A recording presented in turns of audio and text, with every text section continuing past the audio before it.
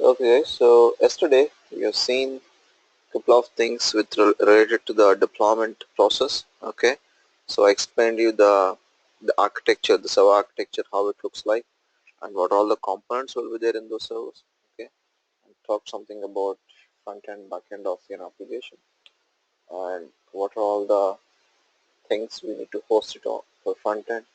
What are all the things we need to host it for back end.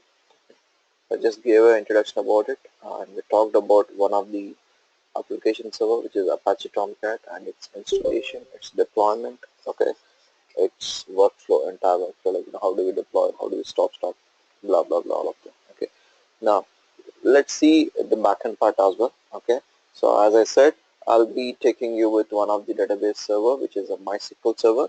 Okay, so let's see some introduction about the MySQL, and we'll try to install, we'll try to deploy something, we'll try to take the backup. So we'll perform all the operational activities related to the MySQL. Okay, so MySQL database. So MySQL database is an open source database, guys. So it's freely available. You can download and install. Okay, it's a relational database. So what in the relation is, it will be having tables. Okay, the data is stored in a form of a table. So if anything is stored in a form of a table, nothing but it's a relational database. Okay, so let's see the installation. Okay, so we need to install the MySQL server, guys. Okay, so typically we need to host a server on your operating system so that you can create a database. Okay, so first you need to install the MySQL server. Okay, so to install it in a Linux machine, it's pretty simple. You just have to make use of the yum install, okay, MySQL server. That's it. Okay, so if you want, you can just look into the documentation on the MySQL website as well. So you can find somewhere. Yeah, can you see this? Install MySQL server. Okay, so just try to copy this command, put it on your.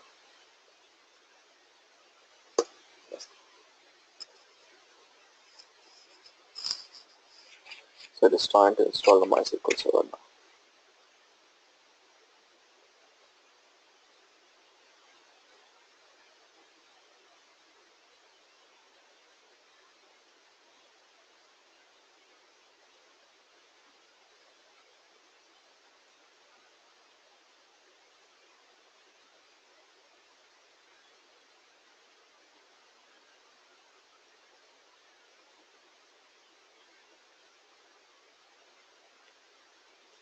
Say yes.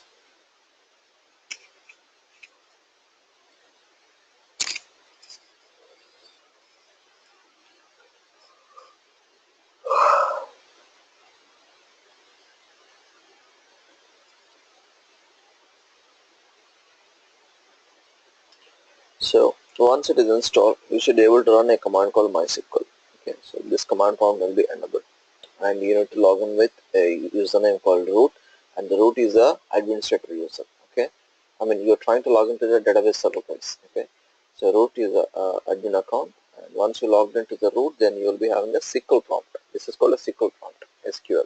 So here you can run the database queries. Okay, so I want you guys to go through with the typical basic DML commands. Okay, so you can just have a look at the documentation of select query, create table, okay, insert table, update table, okay, alter table, drop table, and some date command, and some count, and some order by, okay, and some very few things. Okay, I want I want you guys to work on these queries, guys. Okay, you just type select query in the Google, you can get the entire syntax of the query. It's nothing, it's pretty simple. Select star from your table name. Okay, something like this. So this is an example for select. So you try to just get these queries and keep it in notes, so it is useful for you.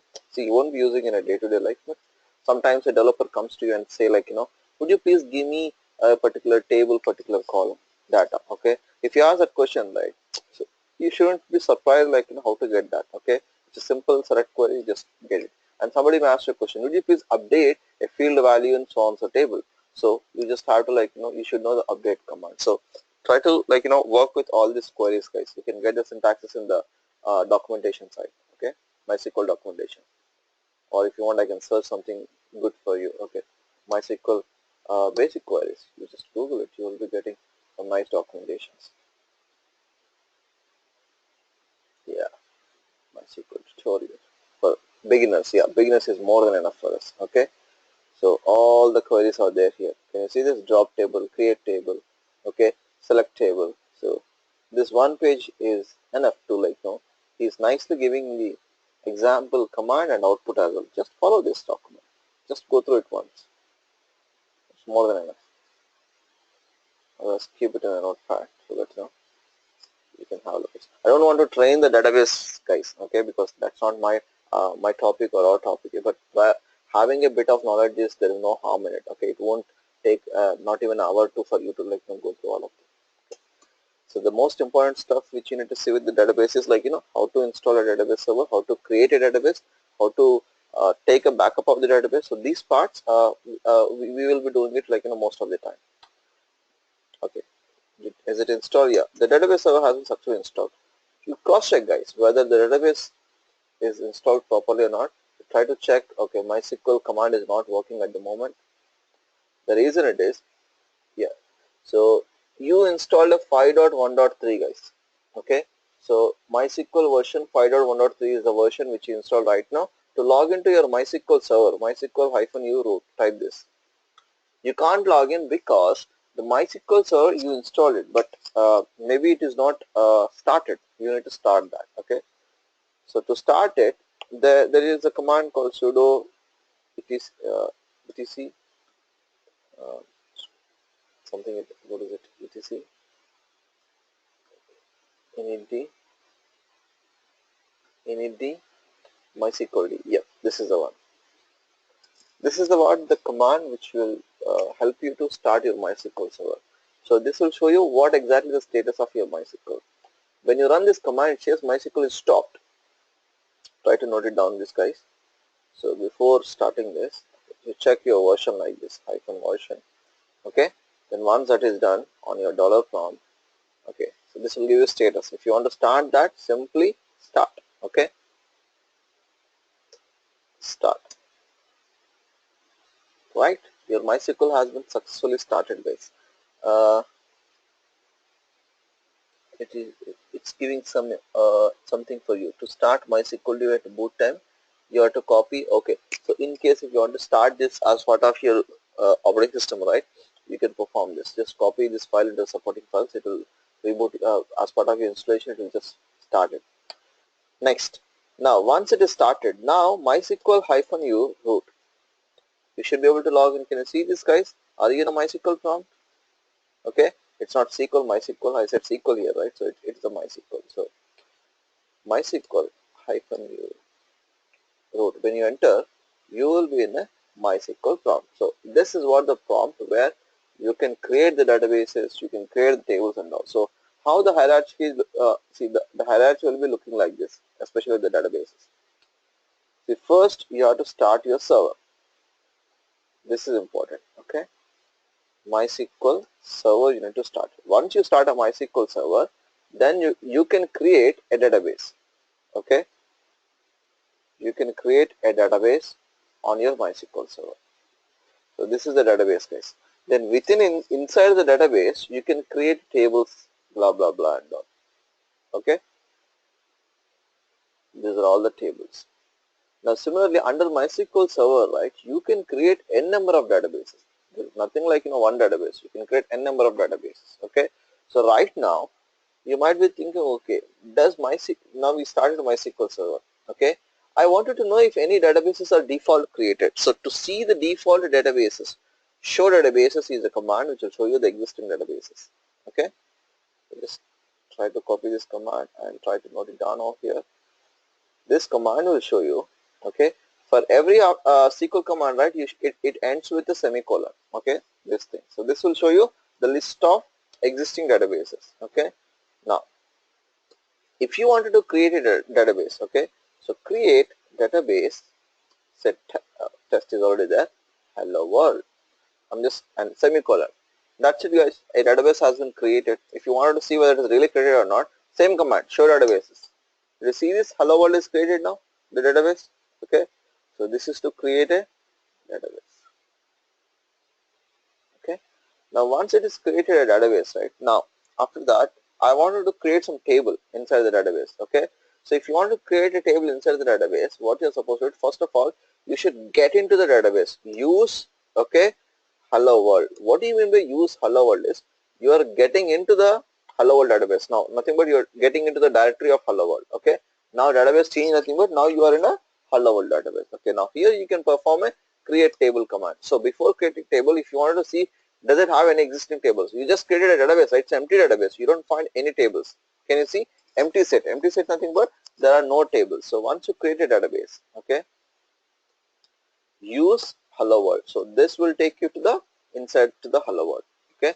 Now here you can run a command called shared tables. If any tables there, it will show you. Otherwise, it will show you empty set. So now you can start working on create table, blah blah blah. You can create a table, and so all these commands, DML commands, will be useful for you to perform the rest of the task. Okay. So I can just try to run a create table command. I'm not having any sample example because create table. Yeah. This create a table, empty table. This doesn't have any kind of rows and all, it's just empty table. So create, it's database, not table guys. Create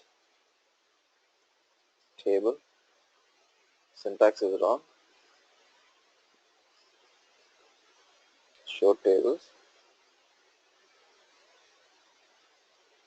So typically for table you need to provide all the parameters guys, which is column IDs. Okay. So these are all the column IDs. I'm just trying to create this table guys. Okay, enter. This table has been successfully created. Okay, it is having how many columns? 1 2 3 4 5 6 columns are there. If you wanted to see the table related things, okay, what is the table name guys? Products, semicolon. Can you see this?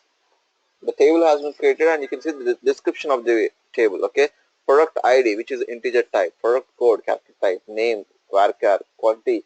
So if you wanted to know about, like, these are the data types actually. For every column, every field you create it, right? Every field will be having a type variable. Okay, what type of variable it is. Okay, at the same time default value. Okay, whether it is a null or not. Okay, and also, like, we can define a primary key and foreign keys, and also right now product ID is a primary key. It will define the keys, and default it is a null, and extra, this is something like an auto increment. If something is entered right, it automatically incremented. So we know to go in depth of, like, getting into the table stuff and all, but you should have an idea. This is a command to create a table. Okay, now select star from this table, right click, sorry, not null. What is the table name? Product. Right now empty, there is no data. You created a columns, empty, you just created a column, but you didn't insert any data and all. Okay, so you can insert some data as well. So do we have an insert command over here? Yeah, inserting. So can you see this? Insert into product values. So 2 rows we are inserting here now. That's it. Now you try to run the select query guys. Can you see this? Product ID 1, product type pen, name pen blue, quantity. So I want you to, like, just practice all these queries so that you will be understanding what is the table, what is the column, what is the DML query. Okay, so show tables. Now try to run the show tables. Can you see the products table here? Okay, so this is what I wanted to explain to you with respect to the MySQL. Now we are playing around in a one database. If you wanted to, like, create a table in some other database, okay, now what you're supposed to do is show databases. Okay, and use, I wanted to go into the trusted database. Okay, now you change the database. Now you run show tables, you don't find products here. Did you see products here? No, the test database doesn't have any table. So the products table you see it in the hello world database. Okay, so you can see this tables in hello world, show tables nothing but. Okay, now when I say show tables here, it's an empty set. There is no table in your test one, right? So this is all about, like, something about creating, installing a MySQL server, and starting the server and creating a database. Okay, and creating some tables and querying something. Okay, so now once this is done, okay, you might be thinking, when we start a MySQL server, people may ask you this question: on which port the MySQL server is running? Okay, MySQL runs on 3301 06 port by default. Okay, so default the MySQL server runs on 3306 port, guys. If you want, you can cross check it. Exit from MySQL prompt, netstart minus nl grep for 3306. Did you see 3306 port is open? Okay, now what I can do it, I can show you. Let's stop this MySQL server. Now I stopped the MySQL server. Okay, right now you see, is the 3306 open? No, it's not open. Okay, so that's nothing but the default port of your MySQL server is a 3306. You can change the port number as well. Just look at the configuration file. Somewhere you can find in the etc conf. Next, suppose how to take backup. How to take backup of a DB. Okay. So how to take a backup of a DB? It's a simple command, guys. Now in a dollar prompt, there is a command called MySQL dump. Okay. -u username. Okay, root or whatever. And before creating, before using root, remember, guys, never create databases, tables and all by logging it with the root. Okay, because root is the administrator password. Typically the database administrator DBS will be having. Okay, when you are trying to log into your MySQL server, right, we shouldn't use the root. Instead of that, we should create some usernames and passwords. Okay, then we have to use those credentials to log into your MySQL server. So first of all, before proceeding, I want to show you create a MySQL account. Okay, so how to create a MySQL account? So that you can find it somewhere in this document, or create user. It's not there here. Anyway, we'll search it. MySQL create user with password and grant access, full access.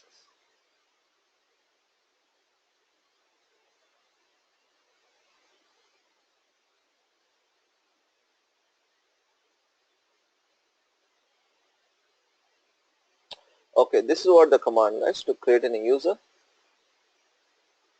right?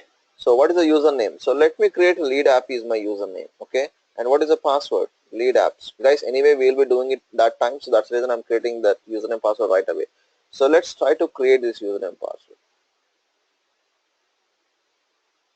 Not here, you need to be there in the MySQL prompt, MySQL -u root. You should log in with root first. Okay, now enter. Now a username lead app has been created. Okay, now once it is created, we need to give the access as well, which is called granting the full privileges to this user.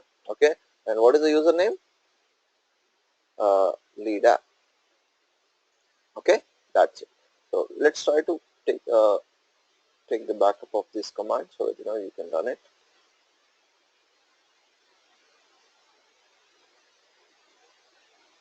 Right, now you successfully created a user, and you you can see uh, it is successfully executed. Now exit. So now in a dollar prompt, right, try to execute MySQL -u lead app. So now you're trying to log in with lead app account. So -p nothing but password. What is the password? Lead app. Just try to give there itself. Did you see this? You logged in with a now lead app user. It's not a root account. Okay. So show databases. You can see these databases, but the thing is, use hello world. Can you see? Reading table information for completion of the table columns names. You can turn off this feature to get. Okay, forget about it. So you logged in as a now, what do you call, another account, and you change the database as well. Okay, so you are in right now in a hello world database. So show tables. Okay, you can see the tables. Select star from products. Sorry, select star from. Okay, you can see the data. So this is how you create an account. Now come back to our actual point, how to take the dump, backup dump. So instead of root, what I will use, lead app -p lead app. Okay, then what is the database name? I want to take the backup of my hello world database. Okay, then I want to do save it with the name called SQL. Okay, the last name, this is called a redirection symbol. The backup file, the entire database will be backed up into this file. Okay, so let's see how it works. MySQL dump -u lead app -p lead app. Okay, there is no space between p and the lead app. Remember, hello world hello world dot SQL. That's it. It took the backup pretty quick. You might be thinking, how come it is so quick? There's nothing is there. A table with two rows. Okay. So now ls minus LTR, you can find hello world.sql. Okay. So try to open the SQL file, guys. This has like the entire stuff what you read it. So you create a table and you insert the data. Can you see this? It prepared such a nice one SQL file. Now with the help of this backup file, you can create the database like n number of times. So this is called like taking a backup of the existing database. Now suppose if you want to create a database, okay, and you wanted to load the data from the MySQL file, what you're supposed to do? Okay, so for that, MySQL-u lead app -p lead app. Okay, now try to create an empty database, guys. Create database. Okay, hello semicolon. That's it. It's done now. Okay, now you have an empty database. Now you wanted to load your hello world SQL into the empty database, so that you can do it like this: MySQL-u MySQL-u lead app. Okay, -p lead app. Okay, and what is your database name? Hello. And now the redirection should be this side. Okay, left side. Now what is the SQL file name? This one. Just enter. That's it, guys. It is successfully loaded. If you really wanted to see, log in with the lead app and use hello, get into the hello database and see show tables. Did you see this products table now in hello database? Okay, now you can just retrieve the data as well from products. That's it. Okay, you got the entire data. So what is the command to load it actually?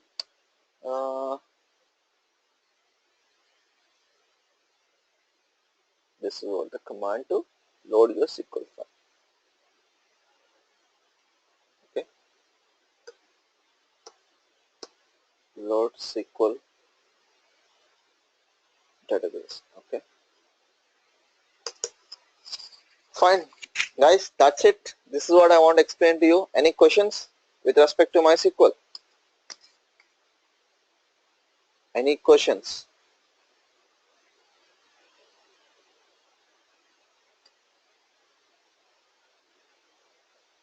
No. Okay, good. So now we know the stuff like what is a MySQL server, what is Apache Tomcat server. So let's take couple of minutes to perform this deployment. Okay, I have a war file, I have a SQL file. Now this lead app war file we already deployed it yesterday. Now I need to deploy the lead app SQL file. Okay, so I have this lead app SQL file with me in my source code directory.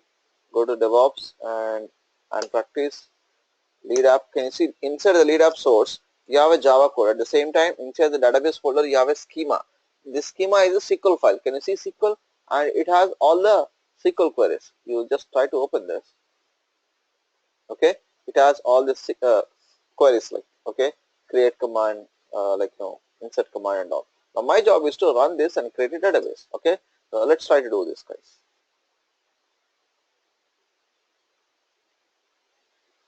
SCP, I need to copy this into my database server. SCP schema.sql to vagrant at the rate 192.168.33.10 vagrant.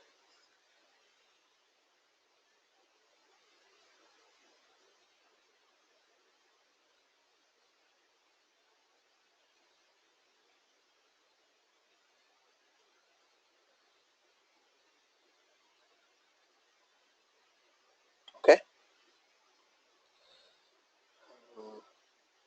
get back here.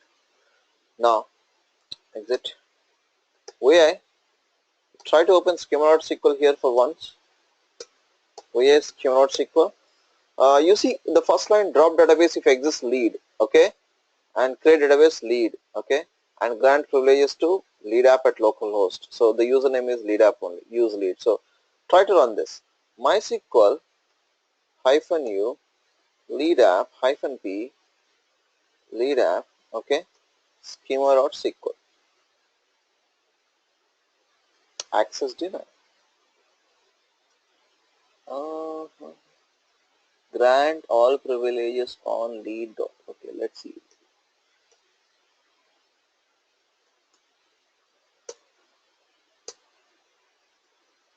I don't think grant is required anymore because we already granted the things.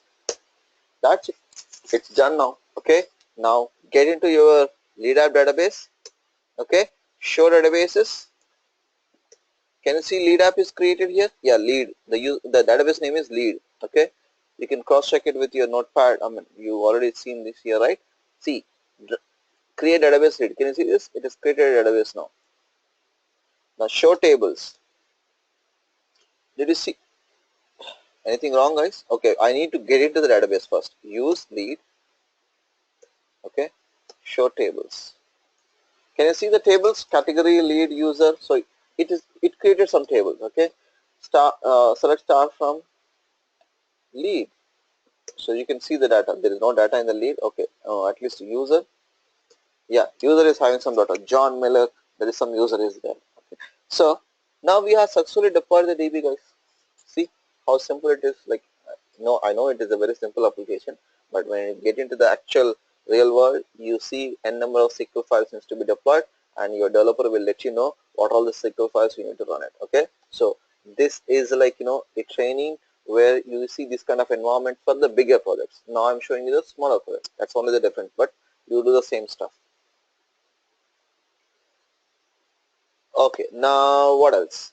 Now I have successfully deployed my WAR file and SQL file. Now the question mark here is my application running properly? Is my application running? Okay, this is what the question. So to do that, you have to perform some smoke test.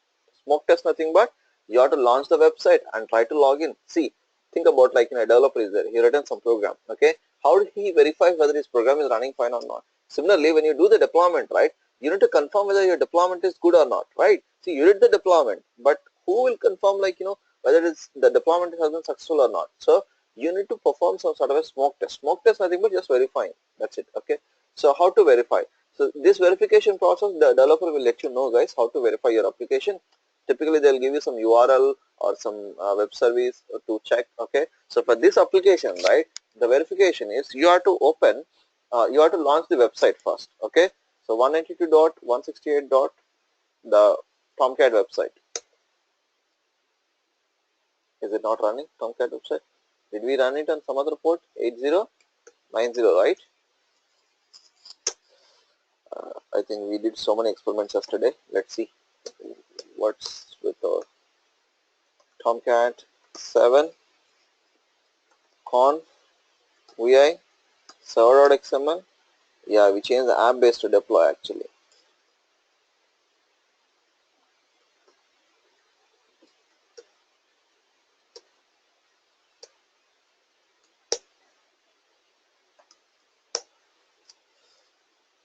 Cool.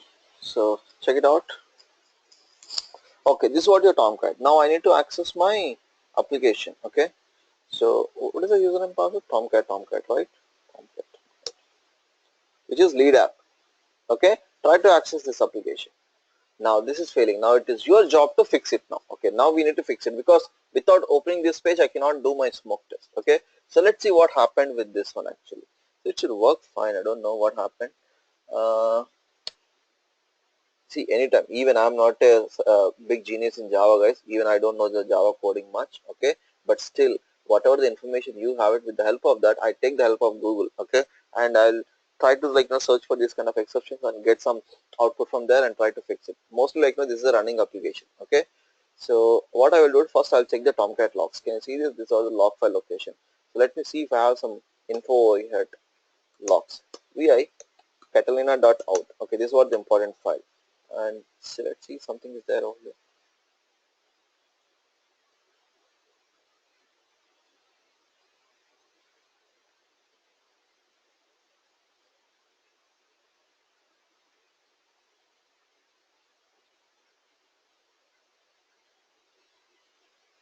I don't see anything specific. Okay, it says Java home, it is pointing to 1.7. Now what I will do it, okay, to make this clear, uh, shutdown.sh. Okay,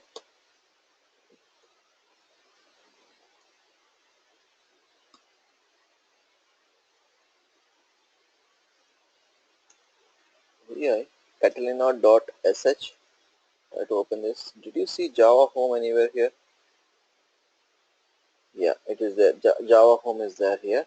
So now what I want to do, I want to set the Java home in the Catalina.sh, because Catalina.sh is a file which is called by your startup.sh. Okay, I wanted to set up the Java home explicitly.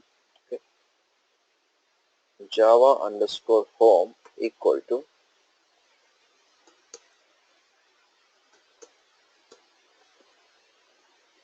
JDK 8. Oh, not this, not this, not this, not this. Where did we put our Java, guys? Uh,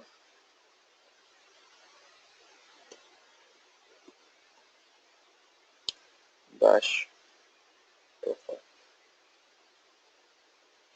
No, Java is not there here at the moment. Okay,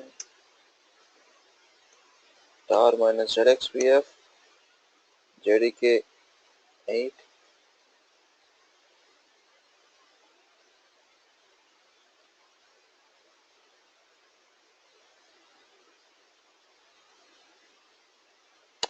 Fine, dot dash profile. Okay,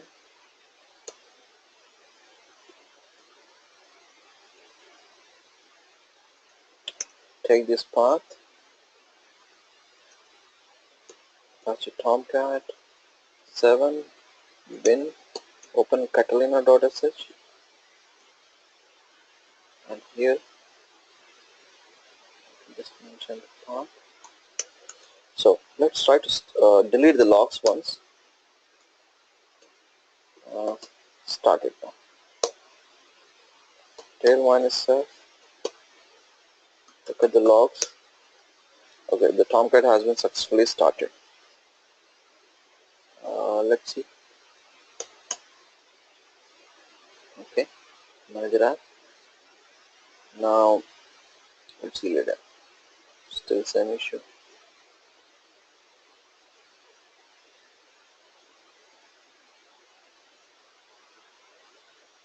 Okay, so there might be something wrong with the war file, I think. Let me see the war file creation. Okay, so get into this, the load XML.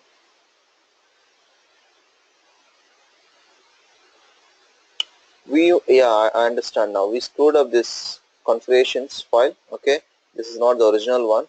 When you're trying to perform the war file generation, right? So we changed many things. So that's the reason it is not working. Let me look at the original one. Okay, take the build.xml and build.populace, copy these two things, come back and paste it in over here,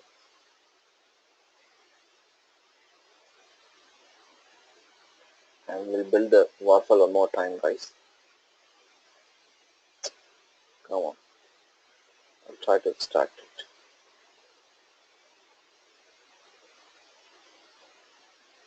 Yes to all. Okay, now cmd and war. Done. Now I have a new war file. Okay, over here. So let's try to deploy this war file, guys. Okay. Go back to your manager app, undeploy your war file. It's gone. Now come down, choose.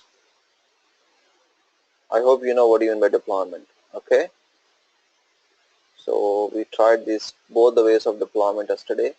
The and practice lead app dist lib war deploy. Okay, now click on lead app. Now let's see how it goes. This time it looks good. My application is up and running. So something wrong with your war file, guys. So nothing with your system and all. Everything is good. Now you might be thinking, how do you test? I don't know username password. You ask your developer, guys. He will let you know. Okay. For right now, I'm letting you know because this is my project. So the username password for this application is, see, first of all you have to launch this. Okay. Right. Log in with, I think it is Java chat.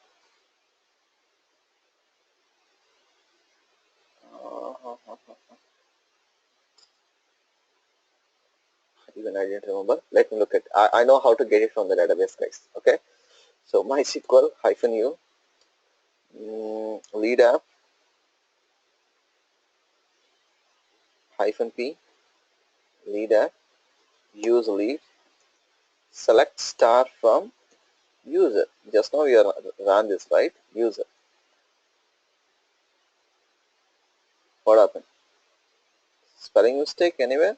It's a from, not from. Okay, the username is this one. Email user at that Java chat. Email address is user at that Java chat. Password is user password is Java chat. Login. Here you go. It absolutely works fine. And right now there are no leads. Okay, if you want, you can cross check it, guys. Select star from lead. Lead is a table. Okay, sorry. Lead is a table. So use lead. There is empty set. Nothing is there. Now I'm going to insert some data from the UI, guys. Okay. IT services, DevOps engineer, uh, description, DevOps training. Okay. First name. You can choose my name.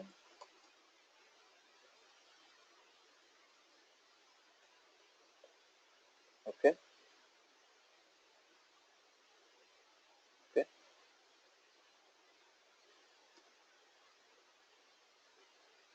Submit.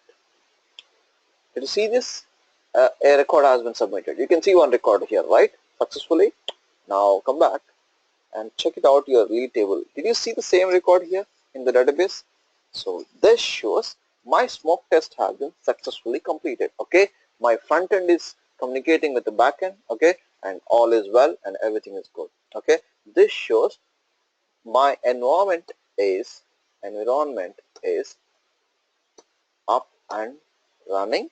Okay, and deployment is successful.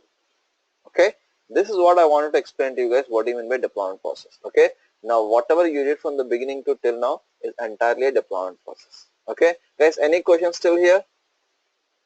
Any questions?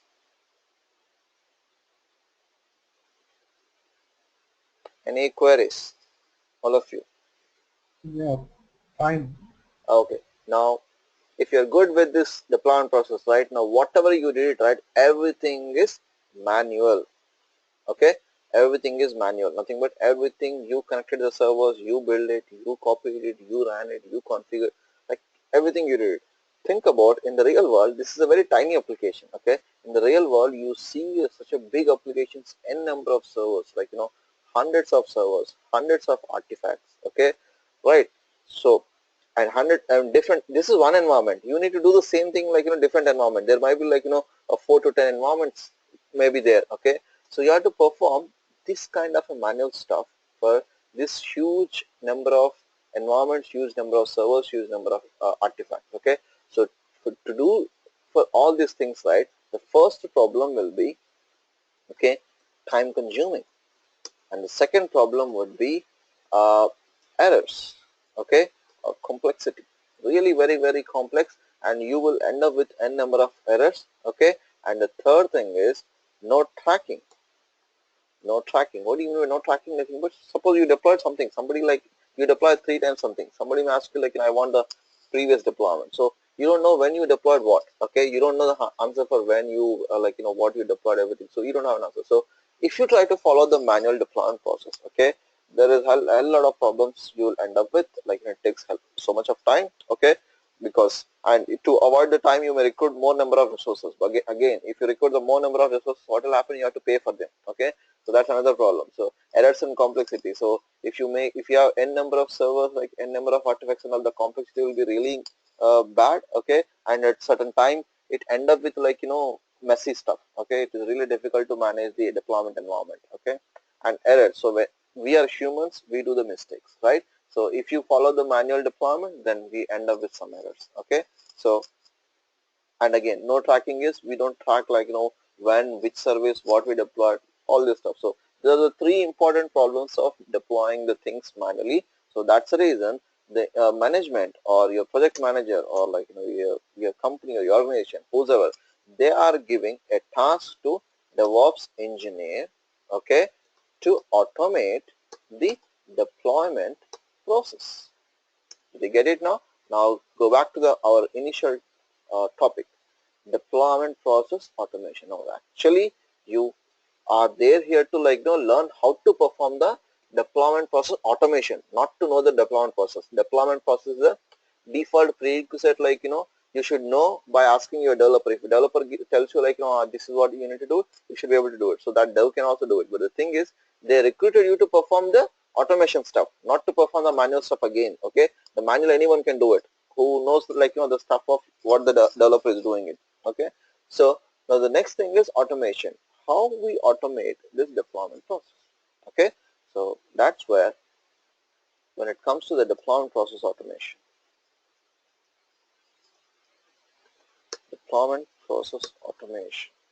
okay, you need to depend on some technology or tools, that's for sure. Okay, so we will be see, earlier days, before these tools come into the picture, earlier days people used to depend on some scripting.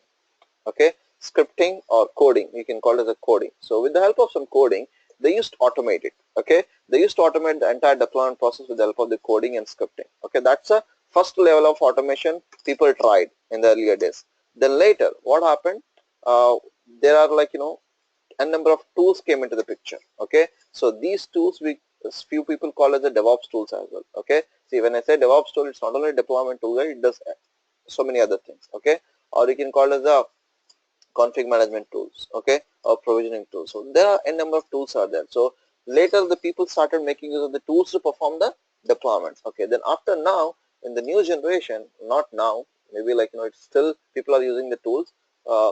I've seen the completely the environment, bringing up the environments and doing the deployments is becoming what do you call, abstracted. I would say you won't be doing any kind of installation of a Tomcat, MySQL, deploying a var, blah blah. You don't do anything else. Okay, you ship them in a form of a containers. Okay, so in the future deployment, it's not 100% proved, but the containers deployment. Okay, you treat it like a box. Okay, simple thing, guys. How do you ship your goods to one country to other country? Okay, so you put everything in a container, and you put and your ship will take from your country to some other country, but nobody knows what is there inside the container. Am I right? Okay, so think about inside your container you have a Tomcat, MySQL, and your application, your configurations, blah blah blah, everything. Okay, now the same, now the next time I'm just trying to compare it with your shipping system, but think about a container, nothing but it's a pack of entire your software. You are moving from one machine to other machine without tickling or touching anything inside of the container. Okay, so this is what the next generation. This makes the people's life much easier, because this is a one-time creation of container, like environment to environment. You know, to do any stuff, you just start to move it. Okay, so we'll talk about that later, guys, but let's start from the beginning, which is how to automate your deployment process with the help of the scripting or coding. Okay, so typically when it comes to the system automation, we call it as a scripting, not a coding. Coding we call it for the business applications development. Okay, so now as part of the scripting, I'm going to explain to you guys. Okay, there are n number of scripting tools available in the market, like Perl, Python, Ruby. These are all the scripting languages are there in the market. Okay, PowerShell, okay, uh, Bash Shell, okay, and anything else, okay, there might be a number of scripting languages, guys. Okay, so it's up to you which scripting language you want to use it to automate your stuff. Okay, so as part of my training, I'm going to talk about the Bash Shell. Most of the Linux or Java based applications, the Bash Shell is the most popular one. With the help of that, you can automate the deployment process. And you know what, with the help of scripting, you not only automate the deployment process, you can do n number of other automations as well. See, automation is a generic word. Anything can be automated with the scripting language, especially with the IT stuff. Okay, so but the tools and containers are limited to some softwares and all. But when it comes to the coding language, right, any difficult requirement, you should be able to, like, write a script or write a code and you can automate. So that's the first thing. And next thing, the later part, after the, like, coding part, okay, the tools came into the picture. You might be thinking, if you could able to do the automation with the scripting, right, why the tools came into the picture? I'll give you the reason later, guys. Once we are done with the scripting stuff, once we automate our application with the scripting, then I'll explain you why the tools came into the picture. For right now, just try to understand what tools are there in the market to perform the deployment automation. Like, the most popular one is the Opscot Chef, and Puppet is another good tool, and Rundeck, okay, and deploy it, okay, Octopus deploy, okay. So there are some tools are there. There's a big list is there. If you want, you can just Google it, like, what all the deployment automation tools available in the market. You can see all of them, right? So it is, see, as a DevOps engineer, you should be uh, equipped with, or you should be, like, having a skill set of any one of the tool. See, people might ask, like, do you know the Puppet? Do you know the deploy? See, you can tell them, like, I know one of the tool which does the entire deployment automation. See, once you know one tool, right, learning the other thing, or like exploring other thing, is a self-explanatory. Anybody can do it, okay? So, and again, in any company, right, nobody will do the deployments or anything with two tools, more than one, okay? Nobody makes use of multiple things to perform the same job, right? So as part of our training, we're going to discuss the Opscot Chef, guys. Okay. Next, container stuff. So container stuff, there are different container technologies available. It's in a kind of still in an evaluation or, like, inception phase, but the most popular one or in the market, which is a Docker. Okay. So this will see it at the end of the sessions, guys, because first you need to get a hands-on of all these two things. Okay. Then we can go to the containers. Then we can see how do we ship our application with the help of the Docker containers. Okay. So with this, we will be pretty much done with everything of the deployment process automation. Then all are done. Then at the end, I'll talk about the continuous delivery with Jenkins pipeline plugin. Okay, so when I'm using the Jenkins pipeline plugin, I'll make use of, like, any one of it.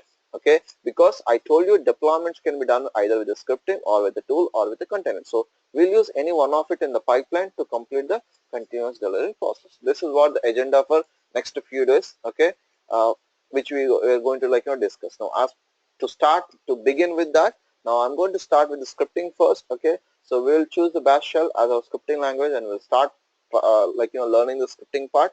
And once this is done, we'll try to automate lead app application deployment with scripting. Are you getting? With scripting, right? So automate the lead app application with scripting. Now that is after learning the scripting. Now once you learn the scripting of once you learn the chef tool, automate with the help of the Opscot chef. Okay, now once you learn the containers, which is Docker, and try to, like, automate your lead app deployment with Docker. Okay, so this is what we are going to discuss. It's a lengthier topics, all of them. Okay, will take at least 2 weeks from now. Okay, so we need to take little more sessions actually for this. Whatever the time is there, not sufficient enough, so I may take little more time in the weekends. Okay, so for today, I don't want to, like, begin a new topic now, because we already end up with the time. And tomorrow freshly we'll start with the bash shell scripting, guys. Okay, so tomorrow at what time you are available, guys? Guys, tomorrow what time? Is it okay? The last week time, afternoon, 3 o'clock, India time. Hello, Kiran. Yeah, fine. Yeah, I'm fine. I'm fine with the time.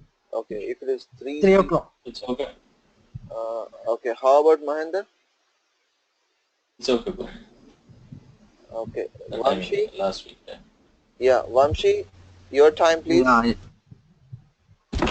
okay, go on with the time. I don't know whether I come or not. I'll Okay, go with the video, no problem. okay, if that is, if see, I told these guys to 3 because of you only, because for you it is 6 a.m. See, if you're not Yes, coming yes. in, then what I will do it for these guys, I'll make it around 2:30, 2 o'clock. Okay, I don't want to waste my time as well, because 9:30 is too late for Sure, me. sure. Then go on with it. Yeah, Okay, go on with 2 so o'clock, no yeah, problem. Yeah, Kiran and yeah. Mahendra. So what we will do it, your 2:30 is for me 9 a.m. Okay, we'll fix 2:30. Okay. What do you say? 2:30? Is it okay? Yeah, fine. Yeah, fine. Okay. Okay, fine. So we'll meet 2:30 tomorrow morning, guys. Okay. I'll put an email as well. Shashi is not there, so maybe he can look into the email and he can join. Okay. Thanks so much. We'll catch up tomorrow, guys. Yeah.